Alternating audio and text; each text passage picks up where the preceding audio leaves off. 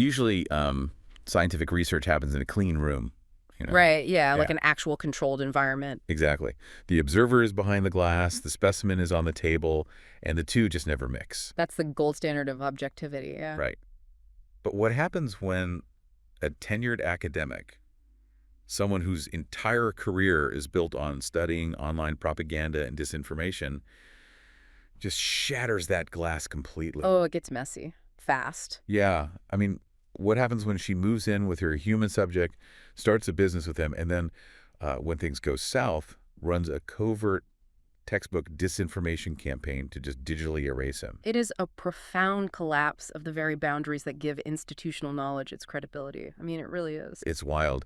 So welcome, everyone, to today's deep dive. We are looking at a staggering collapse of personal and professional boundaries today. And for those of you listening, I just want to emphasize we are looking at an absolutely massive stack of documentation today. It's huge. Yeah, it's not just hearsay. We've got legal case files from the Michigan Court of Claims. We have internal institutional grant proposals from Michigan State University. Which are fascinating, by the way. Oh, they are. Plus, we've got highly detailed OSINT reports, that's open source intelligence, and a massive trove of leaked direct messages from late 2023. And those DMs really pull back the curtain on how these narratives are engineered, right? Exactly. They show the step-by-step mechanics of it. So just to be clear up front for everyone, our mission today is strictly focused on the interpersonal mechanics of this campaign. Right, the mechanics, not the politics. Exactly.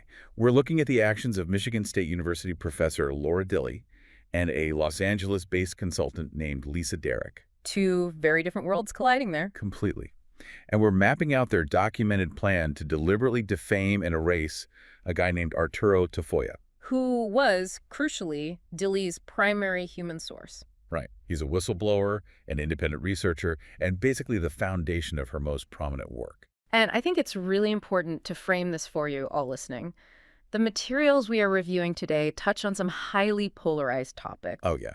QAnon, geopolitics, all of it. Right. QAnon networks, the internet puzzle, Cicada 3301, information warfare. But we aren't here to litigate the politics of the internet. We aren't taking any sides on that front. No, not at all. Our focus is entirely on the mechanics of narrative manipulation. We are looking impartially at the source material to see exactly how a story is constructed behind closed doors. And how institutional power can be leveraged against an individual. That's the scary part to me. It really is. Okay, let's unpack the players here, because the contrast is just stark. On one side, we have Dr. Laura Dilley. Right. She's an associate professor at Michigan State University, or MSU. And we're talking serious academic pedigree here. Oh, definitely. She has degrees from MIT and Harvard. You don't get much more credentialed than that. Exactly. And her original background is actually in communicative sciences and disorders. But she pivoted her research focus heavily into online propaganda. Specifically mapping out QAnon networks on platforms like Twitter. That became her big focus. Right. And on the other side of this, we have Arturo Tafoya. He is widely known online by the moniker Lestat. Lestat, yeah. He's a graphic designer based down in Ensenada, Mexico. But crucially for this story, he has this really unique internet history. From 2016 to 2018, he served as the chief of graphics for Cicada 3301. And for anyone who isn't deep into internet lore, Cicada 3301 was this incredibly complex cryptographic puzzle. It's legendary. It really is. It essentially recruited highly skilled codebreakers and lateral thinkers. Yeah, and Tafoya became a whistleblower when he realized the group he was working with was beginning to overlap with these early political movements. Specifically, what would eventually become QAnon. Right. And because of his position there, he amassed this massive proprietary archive of rare media. Internal emails, deep insider knowledge about how these networks formed. He had the receipts, basically. The raw data that academics just dream of finding.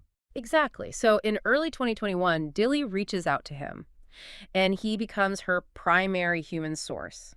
He's providing context, handing over video footage, explaining the network dynamics that she is trying to map out for her papers. But this is where the academic clean room is completely abandoned. Right, the glass shatters. The professional connection rapidly devolves. They actually begin a romantic relationship. Which is already a huge ethical gray area in research. Huge! And then it goes further. They start a business partnership, selling cicada-themed merchandise together on Etsy. I mean, okay, let's unpack this for a second.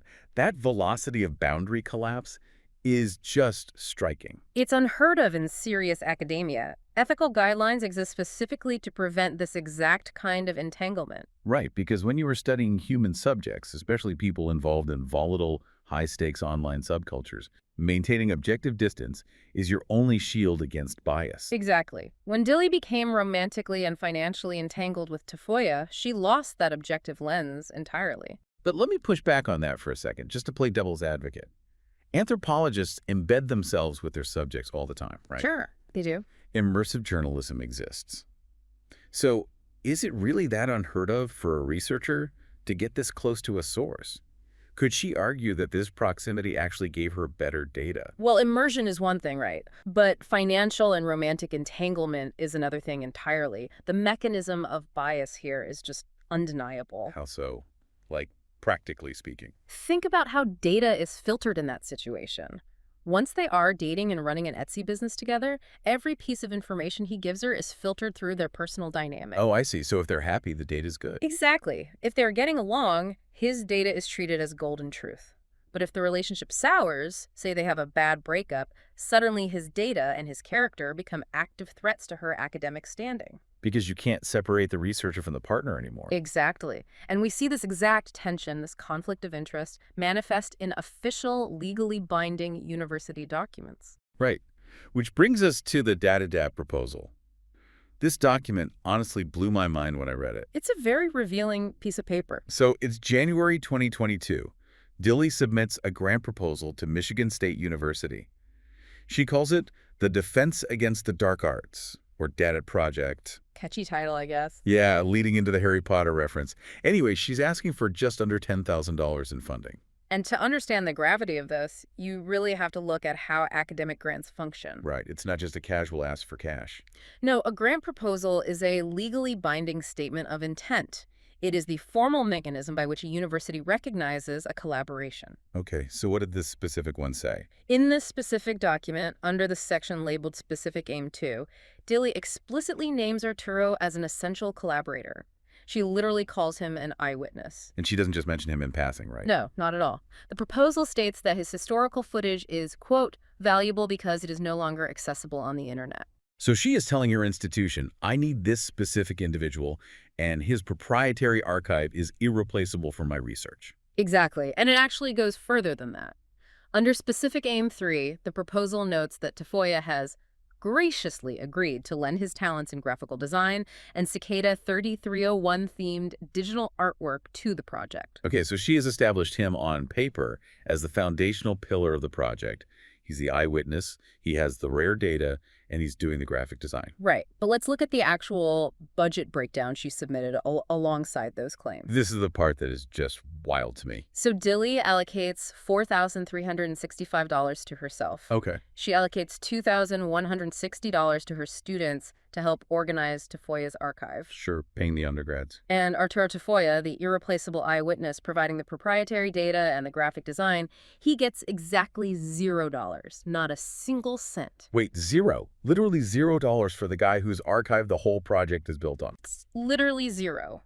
It is a textbook example of how institutional power structures extract labor from uncredentialed individuals. Wow. She is building a funded institutional project entirely on the back of his proprietary archives and his highly specialized labor. Yet, the mechanism of the grant is structured to compensate everyone except the source. It treats his intellectual property as a voluntary, basically in-kind donation, while she and her grad students draw a salary directly derived from his stuff. Exactly. Oh, wait, let me stop you there. Couldn't Arturo just say no? I mean, couldn't he just refuse to give her the archive if he wasn't getting paid? In theory, yes, he could have walked away. Right.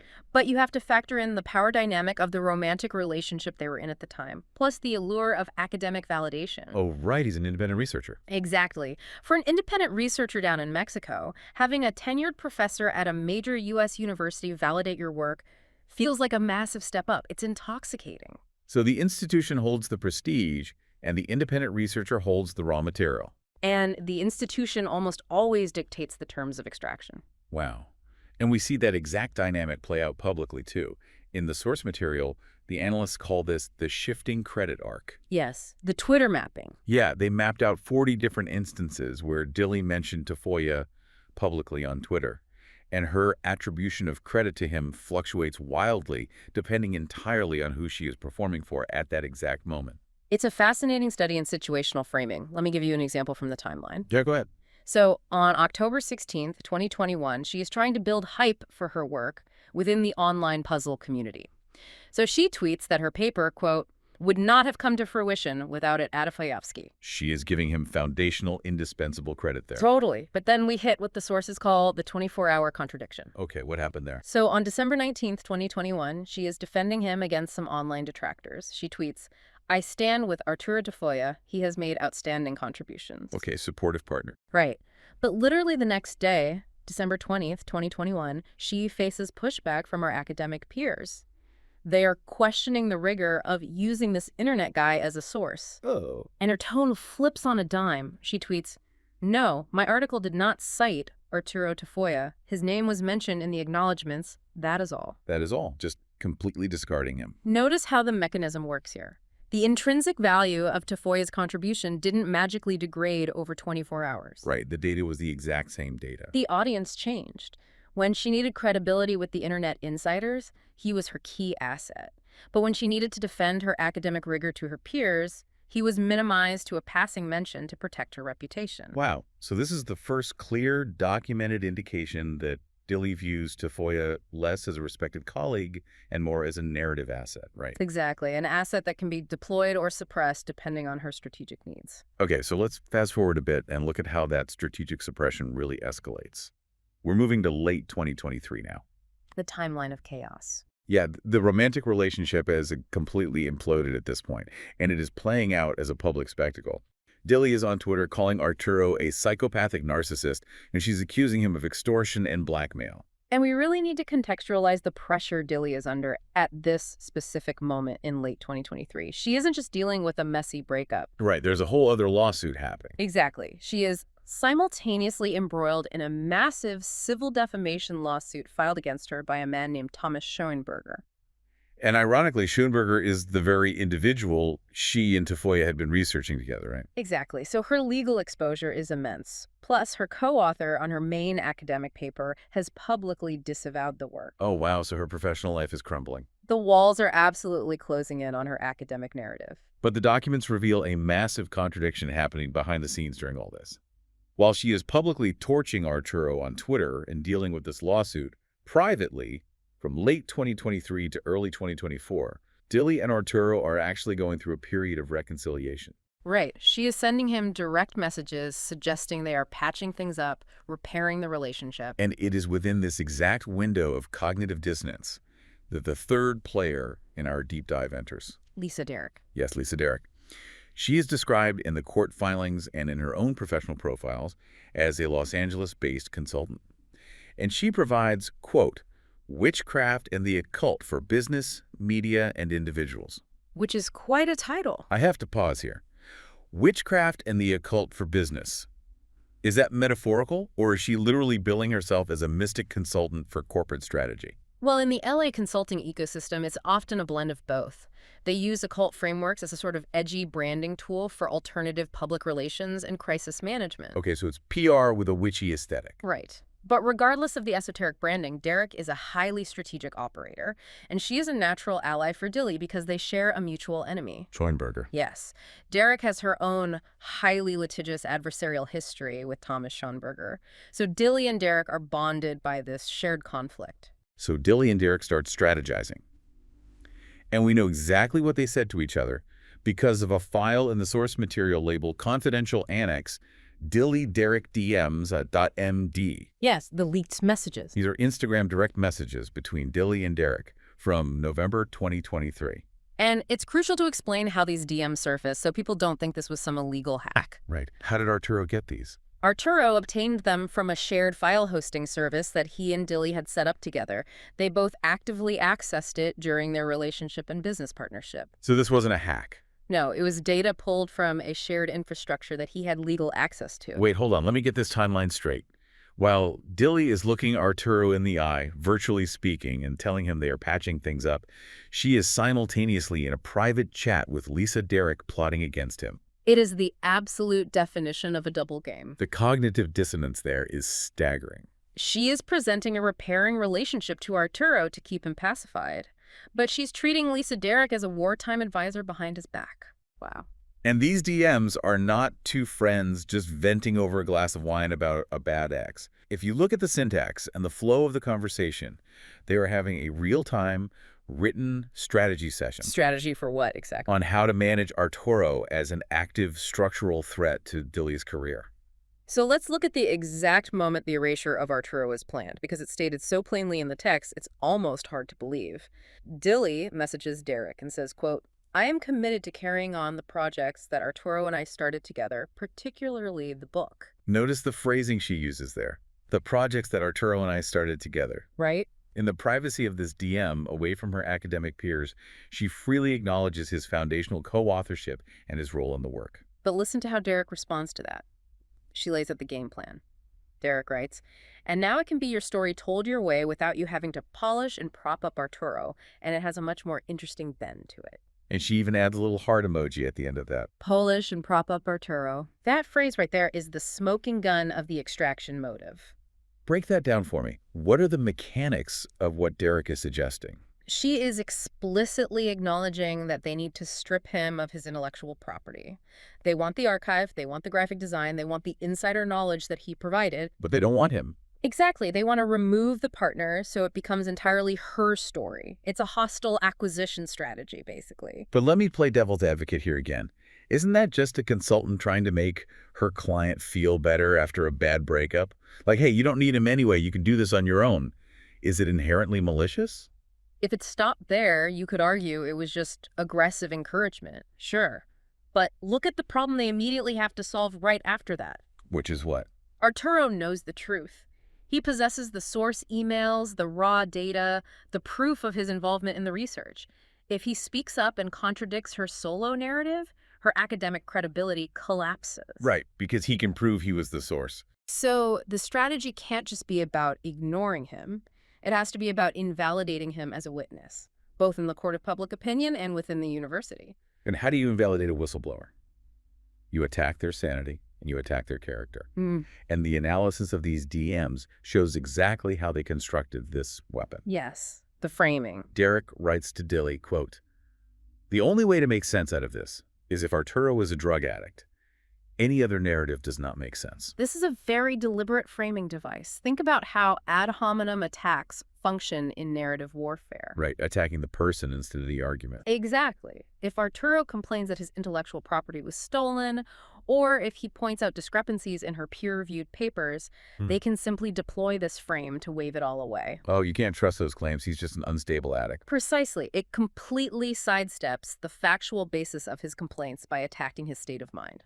And Dilley, the objective academic researcher, completely adopts this strategy.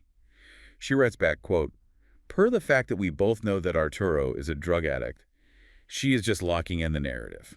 She accepts the premise completely, but the conversation then descends into territory that goes far beyond standard PR manipulation. It does. It gets incredibly dark here. I really want to slow down and look at the most disturbing exchange in this entire cache of documents. It's grim. They are discussing the risks that Arturo poses to their plan. And Derrick brings up his substance abuse recovery. Right. She writes, "I'm going to jump into a very unlikely place. If there are horrible, sinister forces at work, being a drug addict kind of puts you at risk. Being a drug addict who's newly clean in an urban environment leaves you open for an overdose." Oops. Overdose, oops. Stop. Did she really type that? Overdose, oops. Is there any legal precedent for this kind of ideation in a civil dispute? It's shocking. While it probably falls short of a criminal conspiracy to commit harm, in the context of civil defamation and intentional infliction of emotional distress, it is a staggering piece of evidence. Because she is essentially suggesting that if Arturo were to die of an overdose, it would be a convenient way to tie up loose ends. It shows a profound level of malice. These aren't just angry exes blowing off steam, you know. They are actively identifying a deep vulnerability, his fragile status as a newly clean addict, and recognizing that his potential death would be narratively convenient for their goals. It permanently solves their whistleblower problem. Exactly. Dead men tell no tales, and they don't file IP disputes either. And how does Dilley, the tenured academic, the woman who is currently sending Arturo messages about reconciliation, react to her consultant, suggesting her partner might have a fatal oops? You'd hope she'd draw a line. Right, she doesn't push back. She doesn't say, Lisa, that's way over the line, let's dial it back. She responds with a clinical observation about Arturo using 12-step lingo, and she literally reacts to Derek's message with a 100 emoji. The psychological weight here is just immense. A 100 emoji to an overdose oops. And we know this drug addict framing wasn't just idle chatter in the DMs because we can track its deployment later on. Oh, right, the newspaper article. Yeah. Months later, in April 2025, a massive profile of this entire saga is published in the state news. And in that article, Dilley explicitly deploys this exact framing. She actually says it to the press. She references his drug use to publicly discredit his claims against her. They workshopped the weapon in the private DMs, and they fired it in the press. Okay, so they have the narrative, he's an unstable addict. But how do they actually deploy that beyond just a newspaper quote? Tweeting it out seems too risky for a professor, right? You need institutional cover. Yes. Which brings us to how they weaponize the university itself. Let's get into that. Yeah. Because Derek isn't just giving narrative advice here, she's providing legal strategy. Exactly. She advises Dilley to use Michigan State University's institutional bureaucracy as a shield. How does that work? She tells Dilley to go to MSU's legal department and reframe Arturo's complaints, his demands for credit and his allegations of emotional abuse as extortion. Which is a very specific, legally loaded word to use. It is entirely strategic. Sure. Look at the mechanism of institutional self-preservation. If an independent researcher complains about IP theft to a university, that's an academic dispute. Right. It might trigger an ethics review, which Dilley definitely doesn't want. Of course not. But if a tenured professor goes to her legal department and says, my unstable, drug-addicted ex is trying to extort me, the university's institutional machinery activates. To protect its faculty. Exactly. To protect the faculty and the endowment from a perceived external threat. The truth of the IP theft is buried under the institutional mandate to defend the professor. That is so cynical. Derek literally writes in the DMs, quote, if I were MSU, I would file an organizational restraining order against this madman. And in these same DMs, we see Dilley explicitly acknowledge what she is doing. She tells Derek she is thinking about, quote, what character I want to play. Yes, the character. And Derek replies, please step back and look at the character you want to play in this going forward, how you wish to be seen and perceived in the next month, year, 5 years, and form your actions and reactions accordingly. This is a critical moment of self-awareness for Dilley. Is this the behavior of an objective academic dedicated to uncovering the truth? Definitely not. Or is this the behavior of someone algorithmically optimizing a persona? An academic researcher whose entire mandate is to document reality is explicitly abandoning objective truth to construct a fictional character. Here's where it gets really interesting to me. It's like she's A/B testing her own persona. She's figuring out which version of Laura Dilley yields the highest institutional protection and the lowest academic accountability, entirely so she can publish her book without crediting her primary source. The A/B testing metaphor is perfect here, because part of that optimization involves defining the antagonist. Right, you need a good villain for your character. Remember Thomas Schoenberger, the man currently is suing Dilley? Derek suggests that Arturo is functionally identical to him. Oh, wow. Derek writes, I am sure his buddy Thomas is equally as charming and persuasive to the women he has defrauded, and Dilley replies, man, oh man, the parallels. Wait, how does transferring Schoenberger's traits to Arturo actually help her, though? It's a composite villain frame. Dilley had spent years building up Schoenberger in her research as this massive, dangerous threat to democracy, a master of psychological warfare. Okay, I see where this is going. By drawing direct parallels between Schoenberger and Tafoya, she is transferring all that rhetorical weight onto Arturo. She takes the boogeyman she studied and dresses her ex-partner in his clothes. That is wild. And this aligns perfectly with her public execution of the strategy. Remember when she tweeted that Arturo was a psychopathic narcissist just like Thomas? Yes. It's narrative engineering, pure and simple. Which brings us to the execution phase. Because Dilley didn't just play this carefully constructed character under her own name, did she? No, she didn't. Let's talk about the sock puppets, because this is where the operational security completely falls apart. The OSINT reports in the source material introduce a Twitter account with the handle @AdrianiAscended. Now, on the surface, this account purported to be a Dutch MMA fighter. Right, just a random European sports fan. But we need to look at how forensic analysis links accounts like this. Yeah, you look at behavioral patterns, linguistic overlaps, mutual follow networks, and timing. And the documentation heavily links the Adriani Ascended account directly to Laura Dilley, all right? It operated as a classic sock puppet, a fake identity used to amplify her own content and ruthlessly attack her enemies without getting her own hands dirty. And the timeline of this account's behavior is the ultimate smoking gun. Let's track the pivot on this. The July pivot. Right. In January 2023, when Dilley and Arturo were still together and collaborating, this Adriani Ascended account was constantly defending Arturo, calling him my amazing buddy. It was very supportive. But look at July 23, 2024. Suddenly, the account pivots completely. It unleashes dozens of direct, vicious attacks against Arturo. And what else is happening in July 2024? That timeline perfectly aligns with Dilley and Arturo's final, documented, explosive breakup. So the fake Dutch MMA fighter suddenly develops an intense personal hatred for the exact same guy that Dilley just broke up with. The operational security here is incredibly sloppy. I mean, it's almost comical. But the circumstantial evidence becomes concrete proof on November 15th, 2024.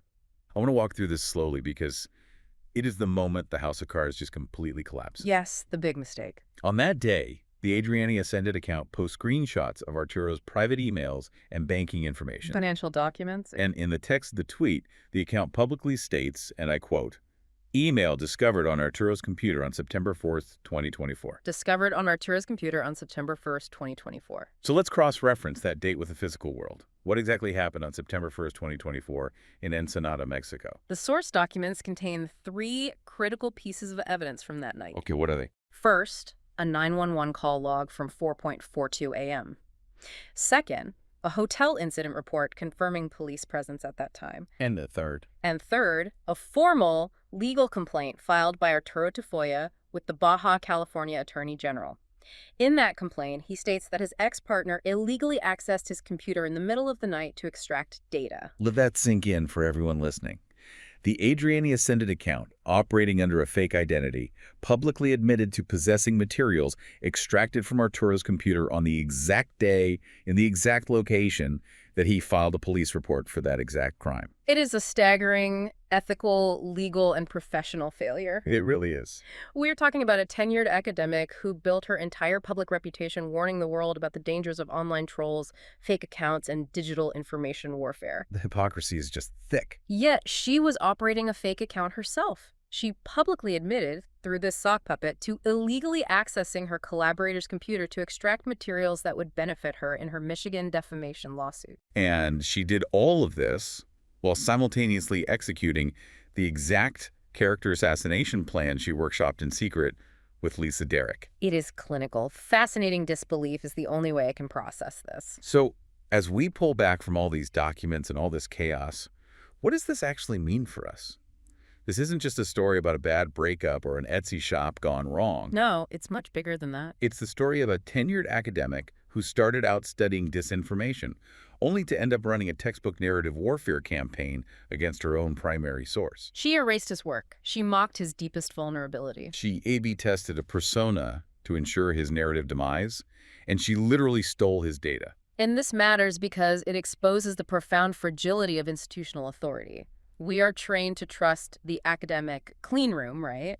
We assume the peer review process filters out this kind of malice. Right, we trust the PhD attached to the name. But this case study shows how easily institutional power, like a professorship at a major university or the backing of a massive legal department, can be weaponized to crush an independent researcher who lacks those shields. It's terrifying when you think about it. It demonstrates that disinformation isn't just a geopolitical buzzword used to describe bot farms or election interference.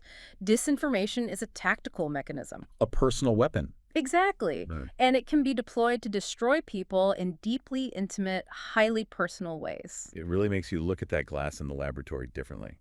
Once you realize the observer can manipulate the reality of the specimen just to protect their own grant funding, the entire system feels incredibly vulnerable. It really does. Which leaves us with a final thought to ponder as we wrap up this deep dive. So what does this all mean? What's the real takeaway for the listener? Think about this. If a university professor, someone whose entire career and funding is built on identifying truth and exposing propaganda, can so easily and callously construct a completely manufactured reality to destroy a collaborator. Right. How much of the academic history we read about these online movements is based on objective data? And how much of it is just the winning side of a private vendetta? It absolutely forces us to question the narrators of our own digital history. The glass might have been broken a long time ago. It really does. Thank you for joining us on this deep dive. We'll see you next time.